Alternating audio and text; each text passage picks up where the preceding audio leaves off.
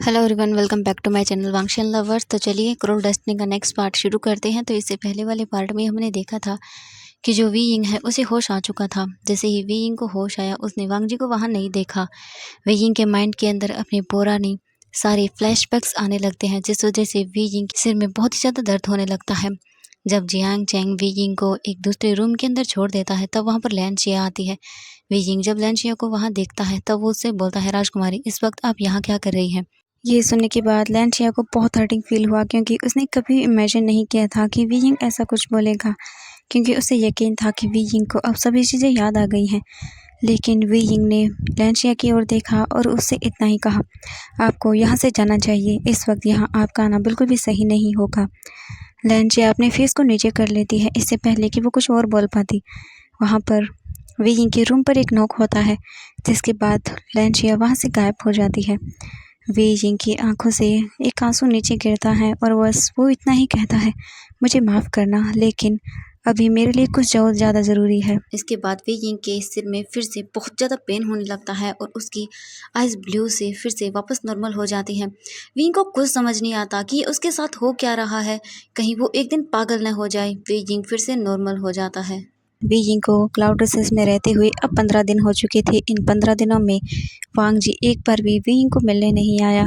Wang ji we Ying मिलते ज़रूर थे, लेकिन सिर्फ उन्हीं मैटर्स के अंदर जहां पर सभी लोग ये चर्चा करते थे कि वैन कबीले से कैसे निपटा जाए।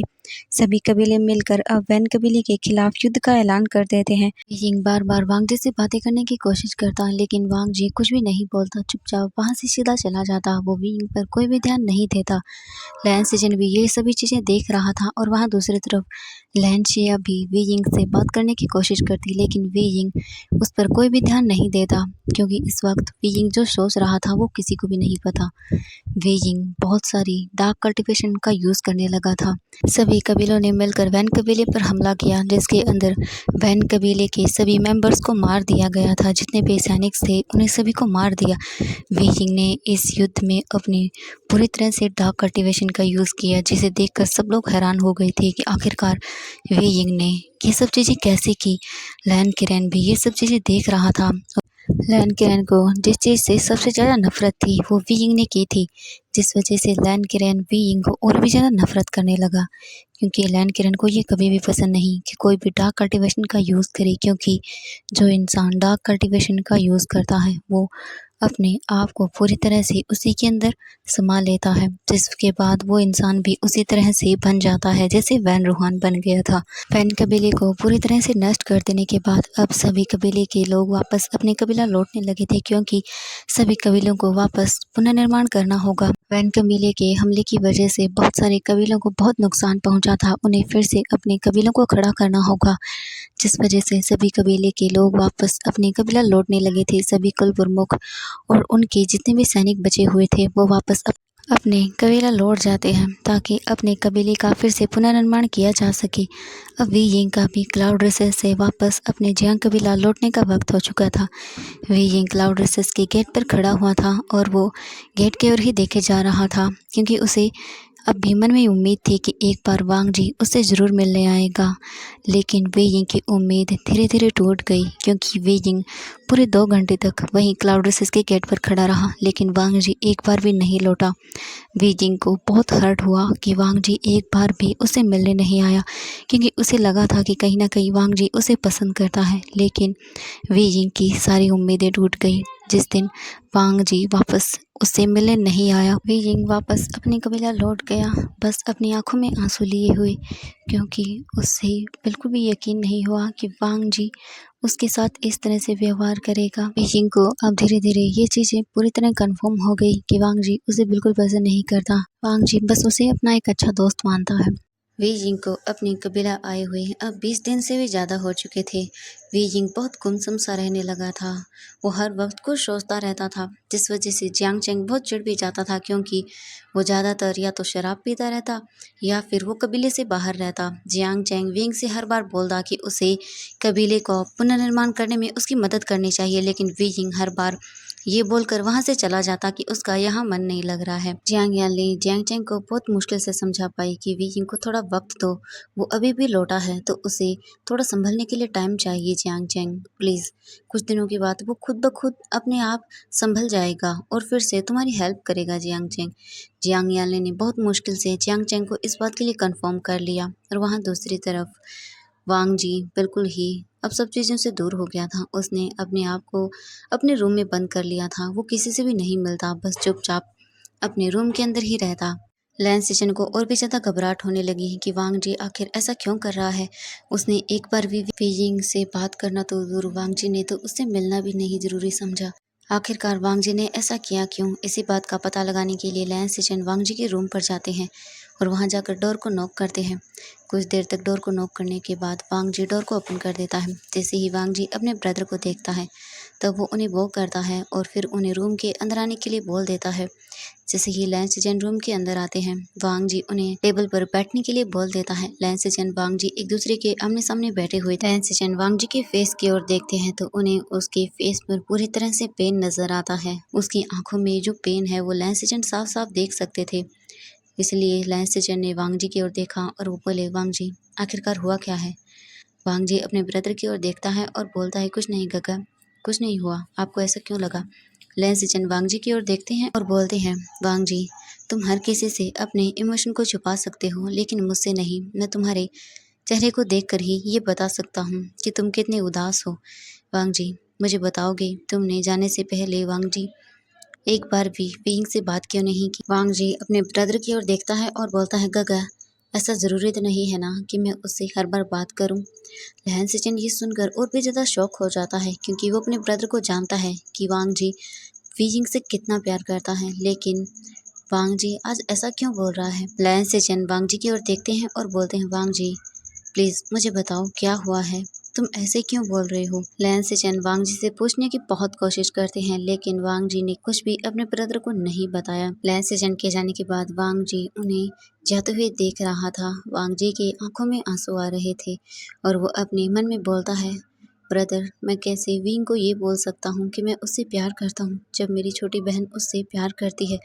मैं उसे रोते हुए नहीं देख सकता। वीजिंग को वापस अपने कबीला लौटे अब 15 दिन हो चुके थे। इन 15 दिनों में वीजिंग न जाने कितने ही बार उन सभी चीज़ों को याद करने के बाद वो उन्हें फिर से भूल जाता। उसे समझ नहीं आता कि ये उसके साथ हो क्या रहा है। एक ही पल के अंदर उसे सब याद आ जाता और दूसरे ही पल में उसकी वो सारी मेमोरीज गायब हो जाती। वीजिंग ये सोचकर खुद हैरान था कि आखिरकार उसे हो क्या रहा है। वो अपने आप को एक अलग ही जगह पाता लेकिन कुछ देर के बाद जब उसे वापस होश आता तब वो अपने आप को वापस उसी जगह पाता।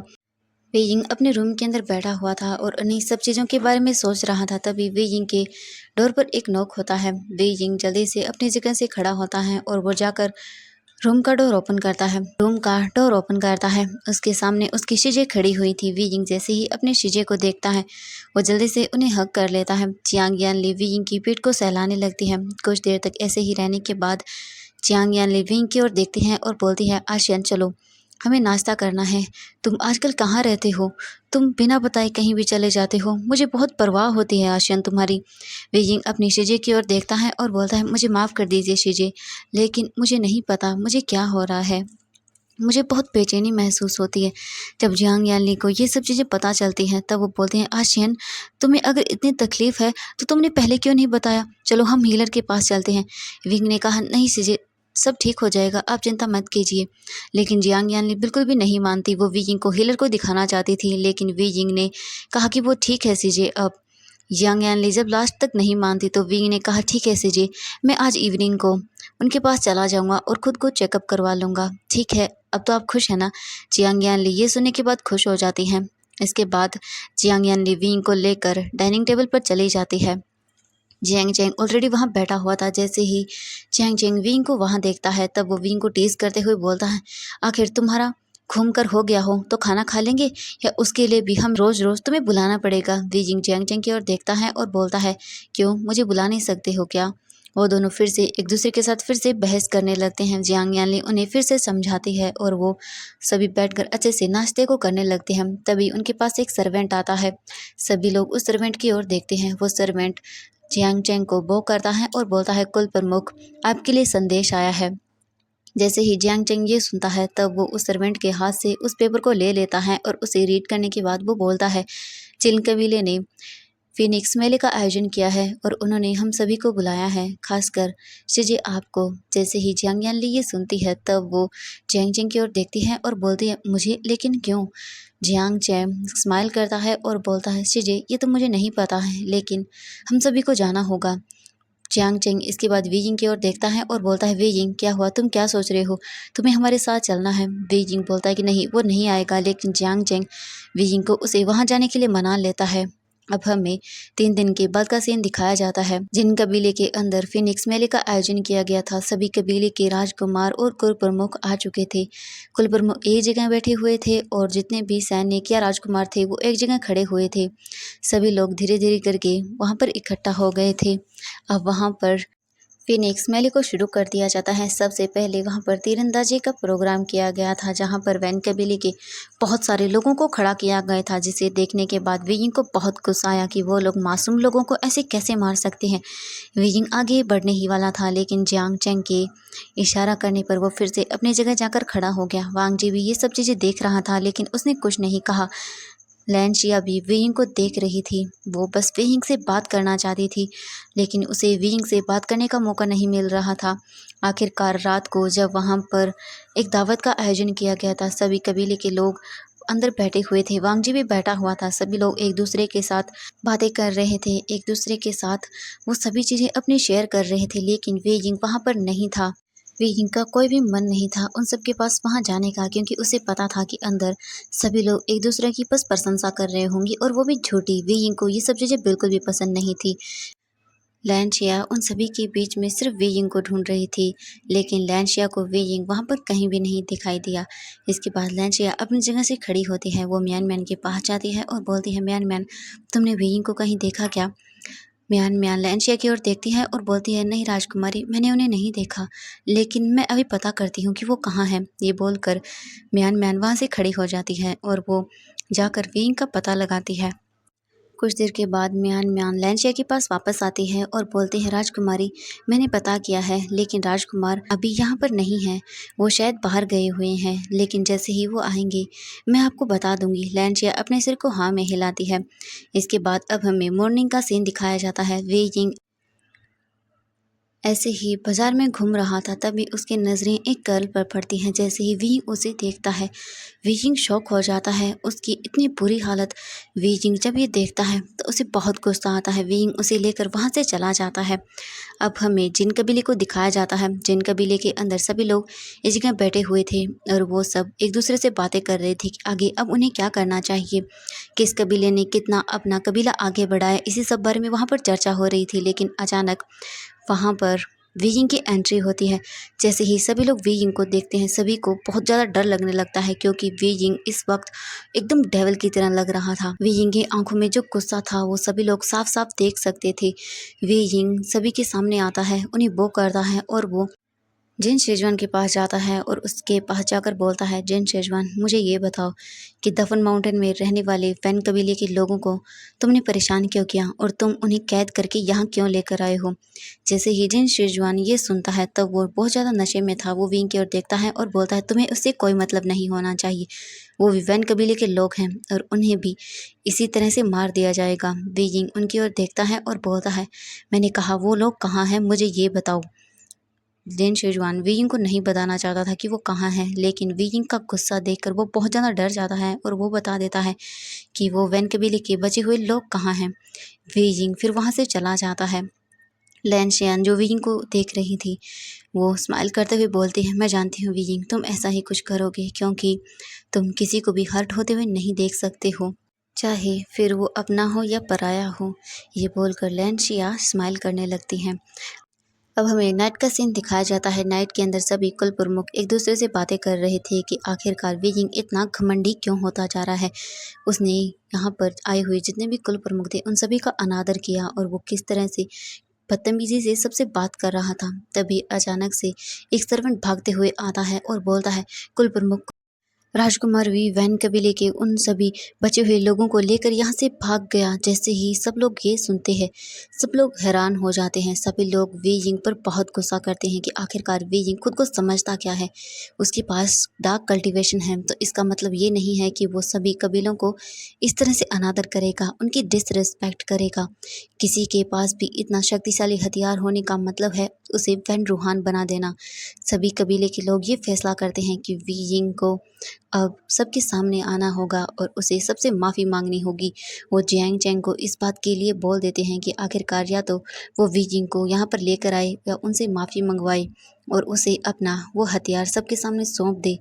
जियांग चैंग अपने सिर को हाँ में हिलाता है और वो बोल देता है कि वो वी यिंग को सबके सामने वापस लेकर आएगा और उसे सबसे माफ़ी मांगने के लिए बोल देगा। और वहाँ दूसरी तरफ वी यिंग उन सभी को लेकर वापस दफन माउंटेन आ गया था। उसने वहाँ पर एक सुरक्षा बैरियर भी लगा दिया था, जिस वजह से बिना वी यिंग की इजाज़त के वहाँ कोई अंदर प्रवेश नहीं कर सकता था।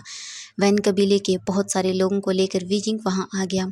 उसने उन सभी को वहाँ रुकने के लिए बोल दिया। वैन किंग विंग के पास आती है और बोलती है, राजकुमार भी अब आप वापस जा सकते हैं, हम यहाँ पर आराम से रह लेंगे। जो भी मुसीबत होगी हम उसे खुद ब खुद सॉल्व कर लेंगे, आप वापस अपने कबीला लौट जाइए। लेकिन वी यिंग उन्हें वहाँ से जाने से मना कर देता है, क्योंकि वी यिंग को पता था कि जब वी यिंग को यहाँ पर फेंका गया था तो इन सभी ने उसकी मदद की थी। वे यिंग ने अपने जादू की मदद से सभी चीज़ें पता कर ली थी कि उस दिन जब विंग को यहाँ फेंका गया था उसके पास से क्या हुआ था।